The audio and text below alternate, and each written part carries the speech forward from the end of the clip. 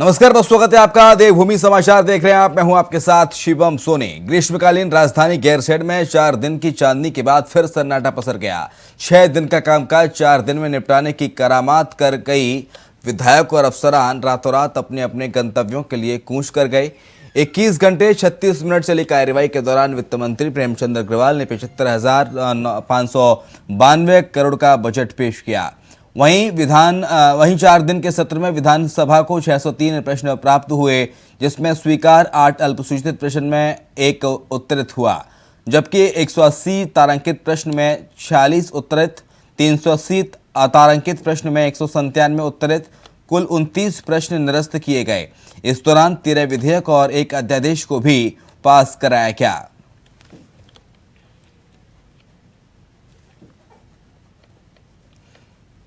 कौन से विधेयक पेश हुए? उत्तराखंड मत्स्य अधिनियम संशोधन विधेयक पेश किया गया। उत्तराखंड नगरपालिका अधिनियम विधेयक पेश किया गया।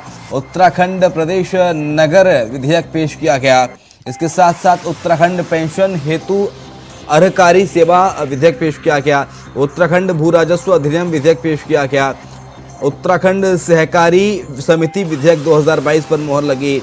उत्तराखंड राजकोषीय उत्तरदायित्व और बजट प्रबंधन विधेयक 2023 पर मोहर लगी। University of engineering and technology Roorkee विधेयक 2023 पर मोहर लगी। उत्तराखंड सेवा का अधिकार विधेयक 2023 पास किया गया। उत्तराखंड प्रतियोगी परीक्षा साधनों की रोकथाम व निवारण के उपाय विधेयक पेश किया गया। सरकारी अनुदान विधेयक 2023 पर मोहर लगी। उत्तराखंड जमींदारी विनाश और भूमि व्यवस्था अधिनियम विधेयक 2023 पर मोहर लगी। उत्तराखंड विनियोग विधेयक 2023 पर मोहर लगी। इसके साथ साथ उत्तराखंड प्रतियोगी परीक्षा अध्यादेश भी पास किया गया है। तो वो कौन कौन से अध्यादेश पास किए गए हैं वो हम आपको ग्राफिक्स के जरिए बताने की कोशिश कर रहे हैं। 13 विधेयक और 1 अध्यादेश पास किया गया है।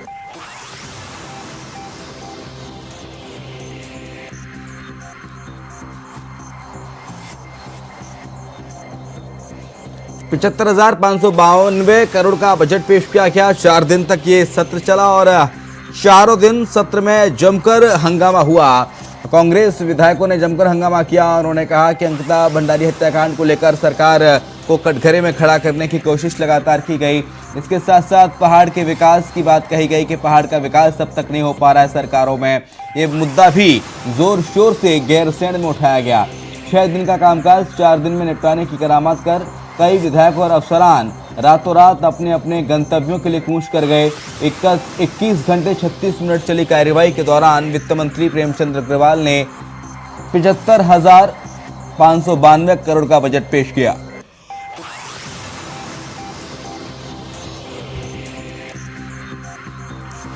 वहीं 4 दिन के सत्र में विधानसभा को 603 प्रश्न प्राप्त हुए, जिसमें स्वीकार किए गए 8 अल्पसूचित प्रश्न में 1 उत्तरित हुआ, जबकि 180 तारांकित प्रश्न में 46 उत्तरित हुए।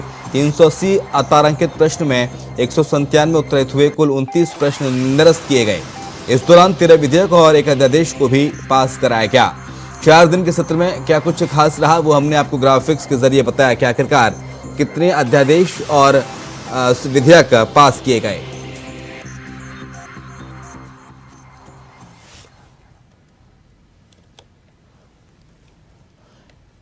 खजान दास है हमारे साथ, विधायक हैं भारतीय जनता पार्टी के, इस वक्त फोन लाइन पर जुड़ गए हैं। बहुत स्वागत है विधायक साहब आपका इंडिया वॉइस पर। सर, 13 विधेयक और 1 अध्यादेश पास हुआ। 4 दिन विधानसभा सत्र चला और 75,592 करोड़ का एक लंबा चौड़ा बजट प्रस्तुत किया सरकार ने। सर, कैसे देखते हैं सर आप ही की सरकार ने पेश किया? देखिए, ये बजट माननीय मुख्यमंत्री जी के द्वारा, माननीय वित्त मंत्री के द्वारा जो रखा गया, ये उत्तराखंड की दिशा को एक बहुत ही सराहनीय कदम है। उत्तराखंड के विकास के लिए, चौमुखी विकास के लिए, और अंतिम छोर को, व्यक्ति को उन्होंने छुआ है। कुल मिलाकर के ये संतुलित बजट है उत्तराखंड के विकास के लिए, और मैं माननीय मुख्यमंत्री जी को और वित्त मंत्री जी को बहुत बहुत बधाई देना चाहूंगा। और इसके साथ साथ एक बहुत महत्वपूर्ण बात देखने को मिली है। विधानसभा से मुख्यमंत्री पुष्कर सिंह धामी ने उन छात्रों पर मुकदमे वापस लेने की बात कह दी है जिन छात्रों पर लाठीचार्ज हुआ था देहरादून में, और उनके ऊपर उन्होंने प्रदर्शन किया था नकल विरोधी कानून को लेकर और नकल को लेकर। हाँ, ये माननीय मुख्यमंत्री जी का सराहनीय कदम है। हाँ। उन्होंने कल उनके अंदर घोषणा की कि तत्काल प्रभाव से ये मुकदमे वापिस होंगे हाँ। जो छात्रों के ऊपर लगे हैं, जिन्होंने परीक्षा में बैठना है, हाँ। माननीय मुख्यमंत्री जी ने एक डिसीजन लिया है। जी। इसके साथ साथ कांग्रेस, सर, हमने देखा किस तरह से कांग्रेस ने सदन के अंदर मुद्दे उठाए। कांग्रेस लगातार अंकिता भंडारी केस को लेकर सरकार को घेरती दिखी और कांग्रेस से कह रही है कि सरकार ने हमारी सुनी नहीं है और स्थगित कर दिया सदन को महज 4 दिन के अंदर। इसे कैसे देखते हैं? देखिए, मुझे लगता है कि कांग्रेस के पास कोई सवाल ऐसे नहीं थे जिसका जवाब क्या कहते हैं माननीय हमारे मंत्रीगण ने दे पाए। हर सवाल का जवाब भारतीय जनता पार्टी की सरकार और भारतीय जनता पार्टी के माननीय मंत्रियों के पास था, माननीय मुख्यमंत्री जी के पास था, किंतु वो मुद्दे को भटकाना चाहते हैं। कुल मिलाकर के जो हंगामे की स्थिति पैदा हुई है, वो माननीय विधायक हमारे अपने जो काशीपुर के विधायक है, जी, हेलो, ठीक है, करण मारा भी हमारे साथ जुड़े हुए हैं इस वक्त, प्रदेश अध्यक्ष कांग्रेस पार्टी के उत्तराखंड से, वो भी आपको सुन रहे हैं। करण मारा जी, बहुत स्वागत है आपका। सर, कैसे देखते हैं 4 दिन के इस बजट सत्र को, और इस बजट को सर कितने नंबर देगी कांग्रेस पार्टी? मैं 0 नंबर दूंगा, और ये शहीदों का अपमान है, आंदोलनकारियों के अपमान के रूप में देखता हूँ। 3 साल पूरे हो गए 4 तारीख को इसको ग्रीष्मकालीन राजधानी बनाए हुए, लेकिन 3 साल में एक दिन का भी सत्र नहीं चला। विपक्ष के विरोध के बाद जब 26 जनवरी को वहां झंडा नहीं फहराया गया, तो विपक्ष ने इस पे एक जिलेवार मीटिंगें की और इस पे विरोध किया, तब ये सत्र बुलाया गया। और ग्रीष्मकालीन राजधानी का मतलब होता है कि वहां कम से कम 6 महीने वहां से सरकारी कामकाज होना चाहिए। मुख्यमंत्री को बैठना चाहिए, मंत्रिमंडल को बैठना चाहिए, चीफ सेक्रेटरी को बैठना चाहिए, वहां से सरकारी कामकाज होने चाहिए जी। केवल सत्र 3 साल में 4 दिन का सत्र बुला के आप पीठ थपथपा रहे हैं, इससे बड़ा दुर्भाग्य क्या हो सकता है? 26 करोड़ रुपए की घोषणा की थी मूलभूत सुविधाओं के लिए त्रिवेंद्र रावत जी ने जी। उसके लिए इस बजट सत्र में, जो बजट सत्र गैरसैंण में हुआ, भराड़ीसैंण में, उसमें 1 रुपए के भी बजट का प्रावधान मूलभूत सुविधाओं के लिए भराड़ीसैंण के लिए नहीं रखा गया। इससे बड़ा भद्दा मजाक क्या होगा? अभी भाई कह रहे थे कि अंतिम छोर तक चीजें जाएंगी। जब पर्वतीय राज्य की घोषणा की गई या पर्वतीय राज्य के लिए जब आंदोलन हुआ, वो आंदोलन की पृष्ठभूमि को देखा जाना चाहिए, क्यों वो आंदोलन हुआ था उसको समझना चाहिए। और जिस तरीके से भराड़ीसैंण गैरसैंण के संग व्यवहार सरकार कर रही है, क्या ये स्वीकार किया जा सकता है कि ये अंतिम छोर के व्यक्ति तक योजनाओं को ले जाने की बात कर रहे हैं? इस राज्य के लिए 4 धाम यात्रा बहुत महत्वपूर्ण है, जिससे कांग्रेस का नहीं, भारत का नहीं, पूरे विश्व में जो है उत्तराखंड का चेहरा देखा जाता है, हमारी पॉपुलैरिटी बढ़ती है, लोग हमारे देवों को देखने के लिए देवभूमि आते हैं, और उससे बहुत बड़ा पर्यटन से लेके और रोजगार तक के अवसर प्राप्त होते हैं। उस यात्रा की सुख सुविधाओं के लिए, मूलभूत सुविधाओं के लिए इतने बड़े बजट में केवल 10 करोड़ का प्रावधान रखा गया है। ठीक है, हमारे पर्यटन में खजनदास जी जवाब दीजिए। खजनदास जी, 6 दिन सत्र चलना था, लेकिन 4 दिन में इस सत्र को वाइंड अप कर दिया आपने, तो खजनदास साहब। हेलो जी सर। देखिए, जितना भी कामकाज था, कार्य मंत्रणा समिति ने जो कामकाज रखा था सदन में, वो पूरा हुआ। और इसके बाद कोई कामकाज बचा नहीं था, तो इसलिए ये सत्र फिर समाप्त हुआ। कुल मिलाकर के जहां तक मैं माननीय करण महाराज जी हमारे कांग्रेस, यानी कि सरकार ने अपना बिजनेस पूरा किया और चलती बनी, आप ये कहना चाह रहे हैं? जी, सरकार ने अपना बिजनेस पूरा किया और सरकार चलती बनी, आप ये कहना चाह रहे हैं? देखिए, सरकार ने अपना काम को पूरा किया। अगर कोई और भी कोई कार्य होता तो कोई तो कार्य मंत्रणा समिति में भी नहीं आए।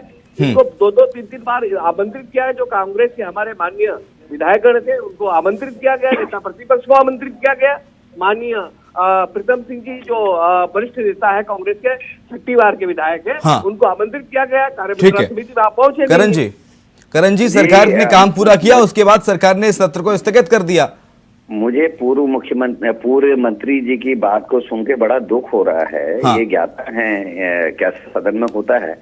बिजनेस तो सरकार को लाना चाहिए।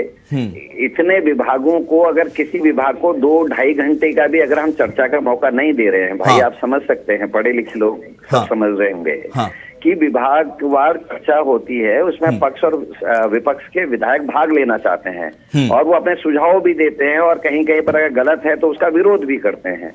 अगर 2-2.5 घंटे का टाइम भी एक विभाग को दिया जाए तो भी कम से कम 7 से 8 दिन चाहिए और सरकार को बिजनेस लाना चाहिए। और इससे बड़ा बिजनेस क्या होगा कि हाउस में बजट का को लाया जा रहा है और बजट पर चर्चा अगर बिजनेस नहीं है। खजानदास जी, आपने सुना किरण महारा क्या कुछ कह रहे हैं, आप तो खुद मंत्री रहे हैं सर।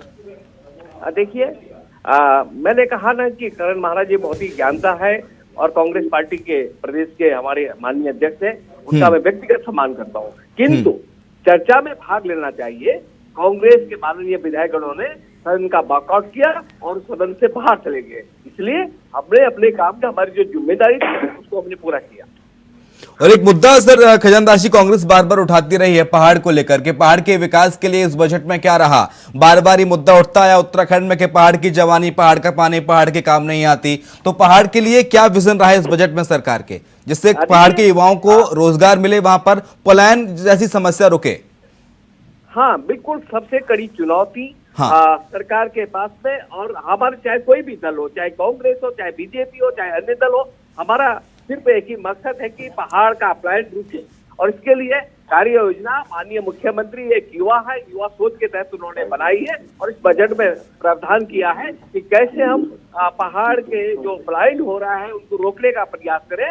ये इसमें हमको सर्वदलीय एक बैठक भी आमंत्रित करने की बात कही गई है। उसमें सभी का क्या कहते हैं, सबका उनका सहयोग लेंगे और इस तरह से इस काम को हम अंजाम देंगे। ठीक है, लेकिन किरण महाराज जी आप जरा बताएं कि ऐसी कौन सी वो 3 बातें हैं इस बजट में जो सरकार विपक्ष को पसंद नहीं आई, आपको पसंद नहीं आई? देखिए भाई जी, 6000 गाँव आज भी बिना सड़क के हैं। ये हमारे जो विभाग है, जो हमारे पलायन आयोग है, उसकी रिपोर्ट में है। और उसके अलावा 24 घंटे में प्रत्येक दिन 282 लोग पहाड़ क्षेत्रों आ रहे हैं, शहरी क्षेत्र आ रहे हैं। अच्छा, रोकने के लिए कृषि मेन था, जैसे कांग्रेस के टाइम में आपने देखा, हरीश रावत जी के टाइम में झुंगरा मडुआ इस चीज की बड़ी बात हुई थी, रागी की, और वो एक मुख्य भोजन के रूप में प्रसिद्ध हुआ, उसके रेट भी बढ़े। और इस समय उसके प्रोत्साहन की भी पर्वतीय खेती है। हमारे 13 में से 11 जनपद जो हैं पहाड़ी हैं और उन जनपदों में मोटा अनाज जैसे मडुआ है, जिसको रागी कहा जाता है, हमारा झुंगरा है, भट है, ये चीजें, गहत है, ये चीजें होती हैं। उसके प्रोत्साहन, और ये ऑर्गेनिक भी है क्योंकि अभी पहाड़ में यूरिया नहीं चढ़ा है, पेस्टिसाइड्स नहीं चढ़े हैं, और हमारी जो ऑर्गेनिक खेती है उसी का आधार बनता है। जैसे नेटल टी है, हमारे बिच्छू जिसको कंडाली कहते हैं, उसकी चाय है। इनके प्रोत्साहन के लिए सरकार ने कुछ नहीं किया है, केवल 20 करोड़ का बजट रखा है। जिस चीज से हम आर्थिकी को सुधार सकते हैं, पर्वत के लोगों को पर्वत में रोक सकते हैं। खजानदास जी सुना आपने? बिल्कुल सुन रहा हूँ, तो जवाब दीजिए सर। तमाम सारे मुद्दे गिना दिए कांग्रेस पार्टी ने। कुल मिलाकर के 20,000 करोड़ का बजट रखा गया है। इसमें जो पहाड़ के किसान हैं उनको 20 करोड़, 20,000 नहीं हो, 20 करोड़ है। सड़क मैं मानता हूँ कि अभी हमारे 20 करोड़ बता रहे हैं करण महाराज, 20 करोड़ बता रहे हैं, 20,000 करोड़ नहीं है सर। उसको पहुंचाने का काम भारतीय जनता पार्टी की सरकार करेगी और माननीय मुख्यमंत्री श्री पुष्कर सिंह धामी जी इस चिंता में लगे हुए हैं और लगातार इसकी बात करते हैं। मुझे नहीं लगता कि कहीं भी अब दिक्कत होने वाली है। हम लोग प्रयास करें, जितना हमारे पास बजट होगा वो पहाड़ के हित के लिए है और हमारा पहाड़ हो चाहे मैदान हो, दोनों हितों को देखते हुए हम काम करें। ठीक है, बहुत शुक्रिया आपका खजानदास जी, और करण महाराज जी आपका भी शुक्रिया इंडिया वॉइस पर जुड़ने के लिए, अपनी बात रखने के लिए। 4 दिन के सत्र में क्या कुछ हुआ अब आपको बताते हैं। कार्यवाही 21 घंटे 36 मिनट तक चली और इसके साथ साथ स्वीकार हुए 8 प्रश्न, अल्पसूचित प्रश्न 1 का जवाब मिला। तारांकित प्रश्न 180, तारांकित प्रश्न का जवाब मिला 46 प्रश्नों का। इसके साथ ही अतारांकित प्रश्न 380 और जवाब मिला 197 प्रश्नों का। करीब 19 प्रश्न रद्द हुए, विधेयक पास किए गए 13। एक अध्यादेश को मंजूरी मिली। करीब 75,592 करोड़ का बजट सरकार ने पेश किया।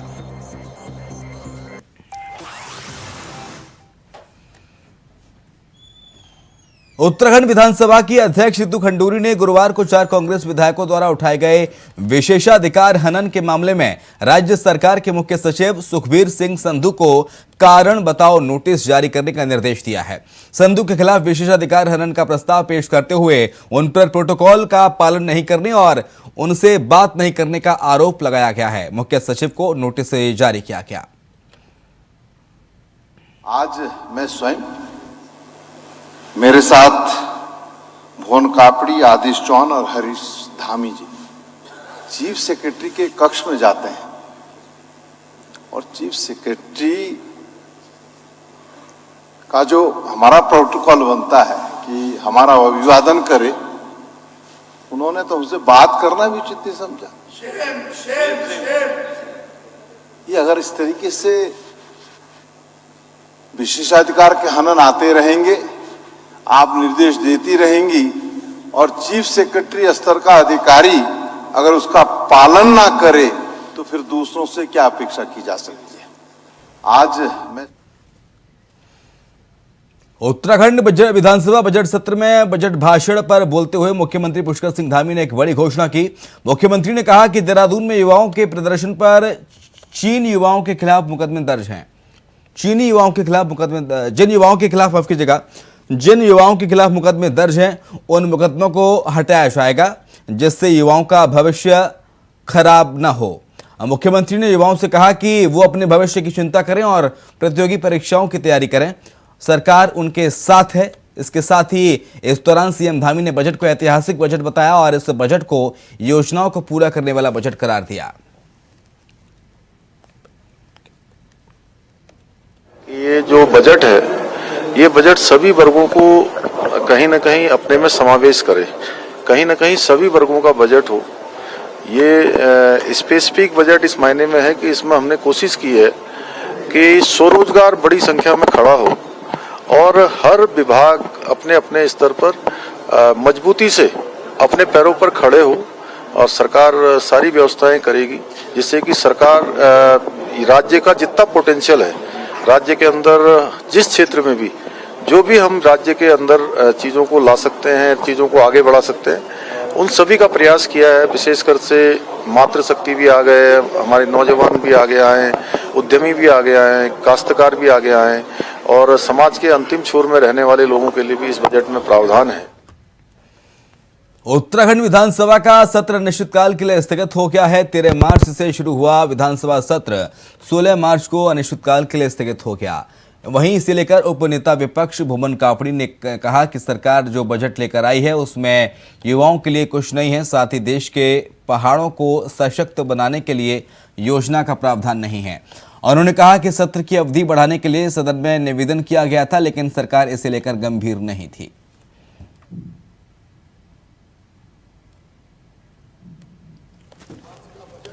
घोर निराशाजनक है, जिसमें युवाओं को लेकर कोई बात नहीं रखी गई। कहीं पर भी युवाओं की कोई बात नहीं करी, खाली युवा युवा युवा शब्द लिखा गया है। युवाओं के बेरोजगारी भत्ते की कोई बात नहीं है।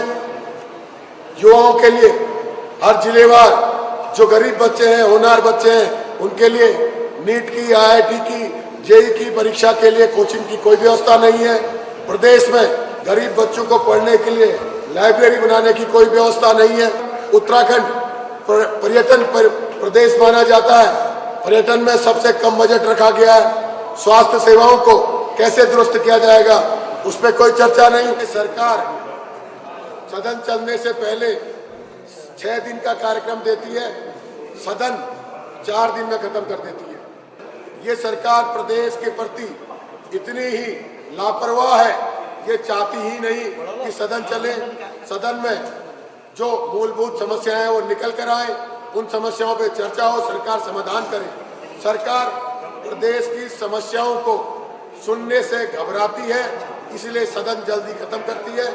ये सदन 18 तारीख तक प्रस्तावित था और इसे आज 16 तारीख को ही खत्म कर दिया। इससे पता चलता है कि सरकार प्रदेश के जनहित के मुद्दों के प्रति गंभीर नहीं है और वो सरकार उन मुद्दों से भागना चाहती है। विधानसभा में कांग्रेस विधायकों का पेपर फाड़कर फेंकने के मामले में बीजेपी महिला मोर्चा ने विधायकों का पुतला फूंका है। कांग्रेस विधायकों का एक पुतला फूंका गया, जिस पर कांग्रेस प्रवक्ता प्रदेश गरिमा दस्तोनी ने हमला किया। गरिमा दस्तोनी ने हमला बोलते हुए कहा कि अंकिता भंडारी हत्याकांड पर बीजेपी महिला मोर्चा ने कोई चिंता नहीं जताई, लेकिन अब महिलाओं का सम्मान के लिए बीजेपी महिला मोर्चा आंदोलन कर रही है। इससे अंदाजा लगाया जा सकता है कि दोहरे मापदंड पर राजनीति करने वाली महिला मोर्चा राज्य की महिलाओं के प्रति कितनी सजग है।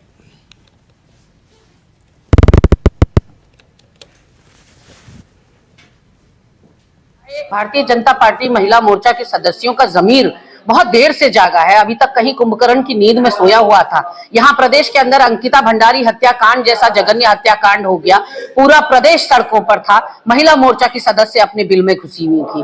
पिंकी हत्याकांड हो जाता है और तो और एनसीआरबी की रिपोर्ट के हिसाब से, नेशनल क्राइम रिपोर्ट ब्यूरो के हिसाब से उत्तराखंड 9 हिमालयी राज्यों में अग्रणी स्थान पर है, चाहे बलात्कार के मामले हो, चाहे यौन उत्पीड़न के मामले हो। ऐसे में क्या सिर्फ रितु खंडूरी को ही महिला मानती हैं भाजपा महिला मोर्चा की सदस्य?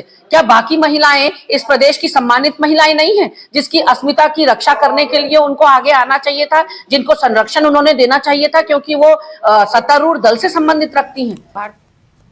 उत्तराखंड के रुद्रपुर में नेशनल हाईवे 87 किनारे स्थित लोहिया मार्केट से अतिक्रमण हटाने को लेकर बवाल हो गया।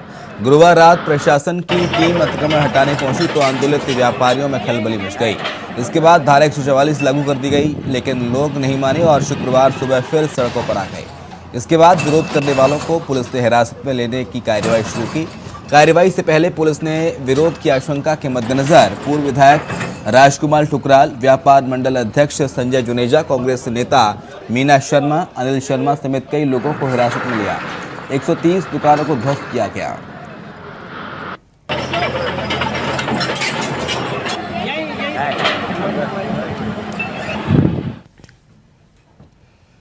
उत्तराखंड बोर्ड की परीक्षाएं शुरू हो चुकी हैं। बोर्ड परीक्षा के लिए पौड़ी जिले में 136 परीक्षा केंद्र बनाए गए हैं। बोर्ड परीक्षाओं को नकलविहीन तरीके से संपन्न कराने के लिए प्रत्येक विद्यार्थी की 3 बार बारीकी से चेकिंग की जा रही है, जबकि परीक्षा केंद्रों के बाहर धारा 144 लागू है। जिले में 15 ब्लॉक में 15 खंड शिक्षा अधिकारी को मुख्य शिक्षा अधिकारी ने निर्देश दिया है कि सभी खंड शिक्षा अधिकारी अपने अपने ब्लॉक में परीक्षा केंद्रों में जाकर नकल विहीन तरीके से परीक्षाओं को संपन्न करवाएं, जबकि मुख्य जिला शिक्षा अधिकारी और जिला शिक्षा अधिकारी भी परीक्षा केंद्रों की मॉनिटरिंग कर रहे हैं।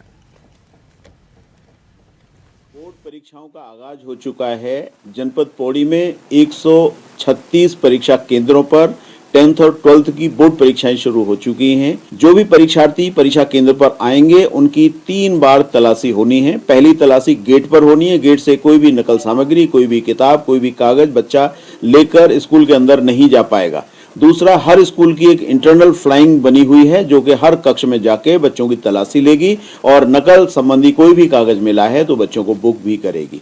तीसरा, हमारी डिस्ट्रिक्ट लेवल की फ्लाइंग है। 15 ब्लॉक्स में 15 ब्लॉक शिक्षा अधिकारियों के नेतृत्व में फ्लाइंग टीम गठित की गई। जनपद पौड़ी में कोई भी बच्चा किसी भी तरीके से अनुचित सामग्री माने नकल का प्रयोग नहीं कर पाएगा। अगर कोई भी पकड़ा जाता है तो उसके विरुद्ध नकल अधिनियम के अंतर्गत कार्यवाही की जाएगी। बोर्ड परीक्षाओं का बुलेटिन में इतना ही। खबरें लगातार जारी हैं।